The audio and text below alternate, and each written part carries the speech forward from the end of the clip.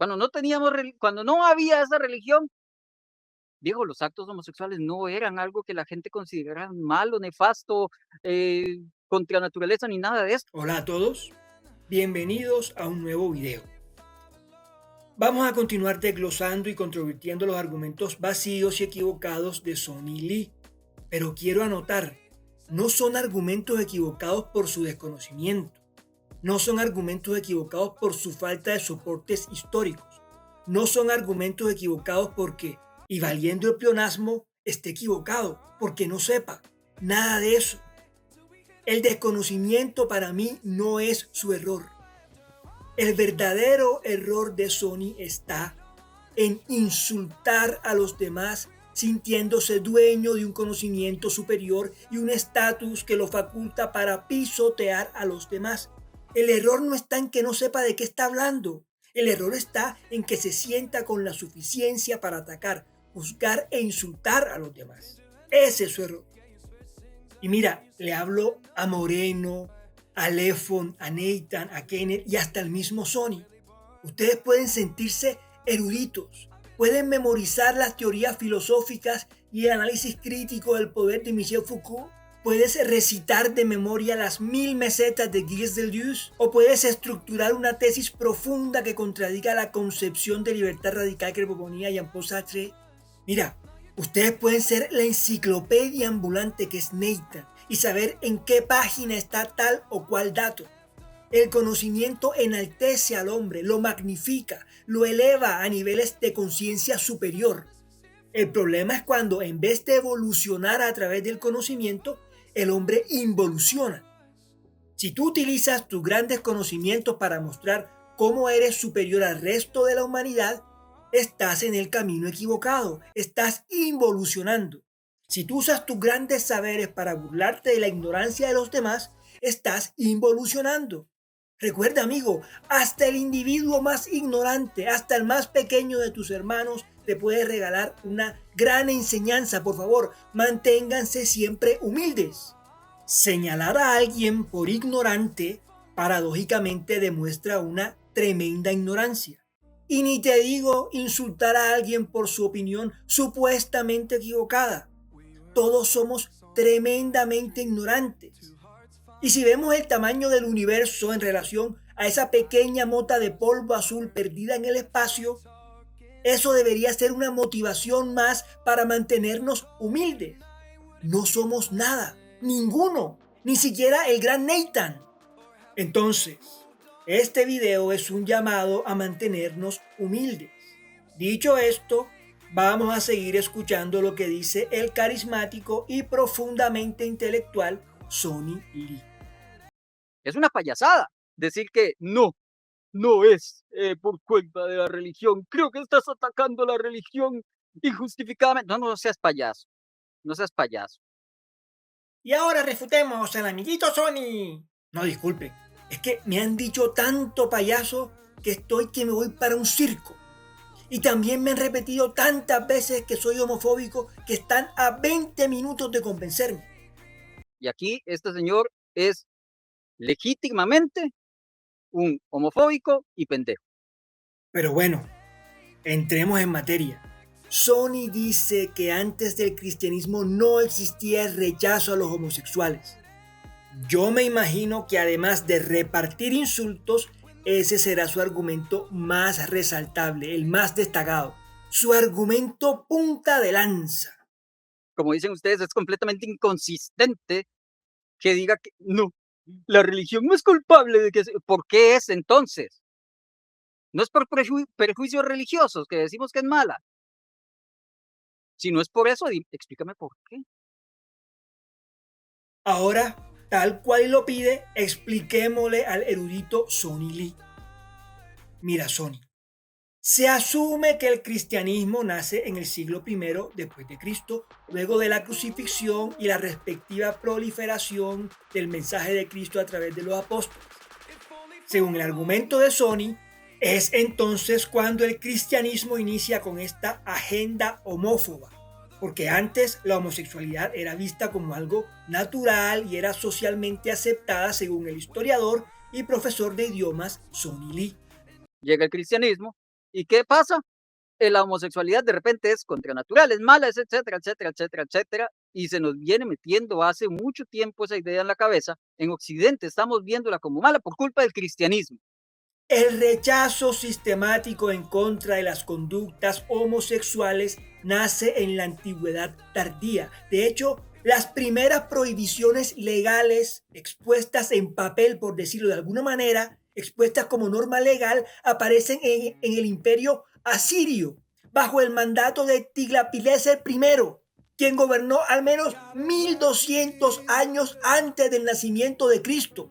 Por cierto, los asirios no conocían de Yahvé, no tenían ni idea de este Dios judeocristiano. De hecho, lo conocen solo hasta el siglo VIII antes de Cristo, cuando estaba en el poder Salmanasar V.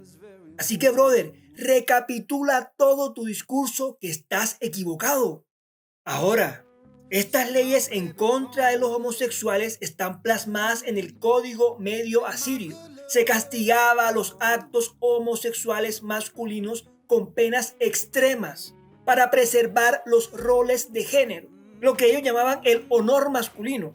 Si no estoy mal, creo que es la ley 20 la que establece que si se probaba el acto homosexual, si se comprobaba el hecho que ellos consideraban delictivo, el rol pasivo homosexual en hombres libres, la pena era la castración física o la así llamada emasculación, la cual era considerada una de las dos penas más graves junto a la muerte. ¿Qué es la emasculación? Es la extirpación total del pene y de los testículos. Y es así. Y negar esto es una idiotez. Cabe anotar, la legislación anti-homosexualidad no obedecía a ningún precepto religioso. Las motivaciones eran producto de las prácticas socioculturales consuetudinarias y producto de la jerarquía patriarcal. La intención era preservar la masculinidad dominante, el rol pasivo en hombres libres, generalmente soldados, que practicaban el sexo homosexual ante la necesidad física y a causa de que no había mujeres en tiempos de guerra. Se veía como una humillación porque invertía a la así llamada jerarquía de poder, incluso amenazando la cohesión militar, el honor viril de esta sociedad de guerreros. Y es así. Y negar esto es una idiotez. Si le quieres echar la culpa a alguien, échasela a la guerra y al machismo, no a la religión. Y fíjate en Mesopotamia, el sexo homosexual era común cuando ocurría con subordinados, pero entre soldados era visto como una señal de debilidad que afectaba la virilidad en el combate. Otra vez el machismo y la guerra. Y es así. Y negar esto es una idiotez. En la Persia aqueménida 500 años antes de Cristo se flagelaba a los homosexuales, se les condenaba a muerte sin juicio, ni siquiera les daban el derecho de defenderse. Y mira dónde nace el concepto antinatura. Los persas hablaban del sexo antinatura, por ser sexo no reproductivo. Es más, se prohibía la así llamada eyaculación perdida. Y es así. Y negar esto es una idiotez. Y en la Roma republicana emite la Lex Scantinia, la cual se promulgó 200 años antes de Cristo. Ahí se multaba sobre todo la pasividad sexual en ciudadanos libres, buscando preservar el estatus viril, ya que nuevamente se veía como una debilidad mostrar estas conductas sexuales pasivas. Y es así. Y negar esto es una idiotez. Los griegos antiguos efectivamente no penalizaban la homosexualidad, incluso permitían la pederastia homosexual, pero estigmatizaban fuertemente otra vez el rol pasivo de hombres adultos libres. Adicionalmente, por otro lado, mi querido profesor de idiomas y de historia universal, el ser afeminado en Grecia era considerado degradante, merecedor del ostracismo. Y me imagino que siendo profesor de idiomas sabrás que el ostracismo social hace referencia a la burla, señalamiento, marginación, lo que llamamos hoy bullying. En Grecia se consideraba que los afeminados perdían honor cívico. Y es así. Y negar esto es una idiotez. Pero es que no solo del otro lado del charco, mi querido profesor de idiomas y experto en historia. En Mesoamérica, los aztecas, También castigaban la homosexualidad con pena de muerte. Había dos opciones para el acusado, o el estrangulamiento o el precipicio. Ya sabrán qué significa el precipicio. Y recordemos que esta civilización nace cerca del siglo XII. Hernán Cortés solo llega a Mesoamérica en el año 1519, es decir, ya se habían adelantado unos 300 años de barbarie contra los homosexuales en estos grupos indígenas de nuestras Américas. Y es así. Y negar esto es una idiotez. Pero hablemos ahora de los regímenes ateos, los regímenes comunistas del siglo XX.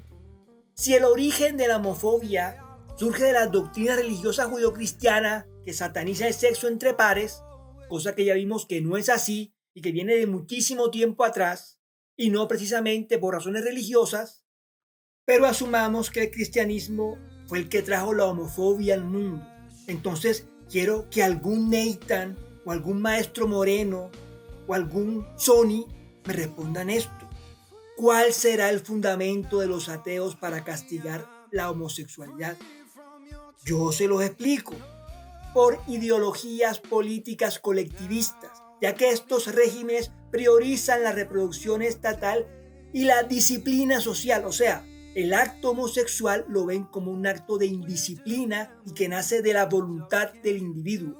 Los regímenes ateo-comunistas lo llamaban desviaciones burguesas. Y es así. Y negar esto es una idiotez. Desde la perspectiva de los regímenes ateo-comunistas, el origen del rechazo a la homosexualidad tiene fundamento utilitario y eugenésico, es decir, la búsqueda del mejoramiento de la calidad genética y el rechazo a los rasgos indeseables como las enfermedades o supuestas debilidades como era considerado el acto sexual homosexual. Y es así. Y negar esto es una idiotez. A ver si ahora el médico Moreno arma una campaña antiateísmo, porque los ateos históricamente han considerado a la homosexualidad como un rasgo indeseable. Yo veré, maestro, a escribirle a Sony, a Armandowski, a Dragonart y a tantos otros ateos para que les reclames por el ateísmo que considera un acto indeseable las relaciones homosexuales. Este breve repaso de historia, que se resume desde los asirios hasta nuestros días, nos habla del verdadero origen de la homofobia, el heterocentrismo. ¿Qué es el heterocentrismo?